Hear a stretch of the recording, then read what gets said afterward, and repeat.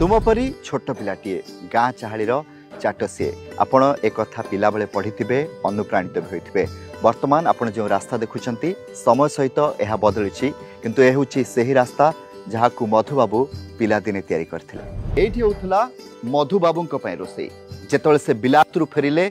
एईटा थिला तांको पई रोसई घर एवं एठी जणे मुसलमान रोसैया रोसई करथिले ना होछि बावर्चीखाना ए होछि मधुकोठी एहाकू मधुबाबू निजे तैयारी करथिले एहा पछरे मध्य कहानी रहिछि कारण जेतेबेले माँ सबुदिन सकाळ एवं संजय तांको देखा करबा पे आस्थिले तांको खाइबा देबा पे आस्थिले तांको माँ को देह असुस्थ रहिबा को लागिला सेतेबेले जहा कहा जाए जणे मुस्लिम जे रहिथिले से आसुथिले खाद्य रांधिबा पई सेथिपई बावर्चीखाना तैयारी करगला। ए होछि रसकुंड जेतेबेले मधुबाबू माँ मधुकोठी को जाउथिले मधुबाबू को देखा करबा पई तापरे जेहेतु से पैतृक घरे रहउथिले सेठु आसीबा परे सेतेबेलर रीतिनीति अनुसार सेठारे स्नान करथिले एवं तापरे जाई घरे प्रवेश करथिले।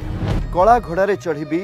मधुबाबू सह लड़बी किंतु आज से निजे लड़ुछंती तांको सह जड़ित अनेक किछि स्मृति आज काल गर्भरे आपण निजे निजको पचारंतु तो आमे जहां को नहीं एते गर्व करूछे तांको सहित जड़ित स्मृति को आमे केते साइती रखिछे।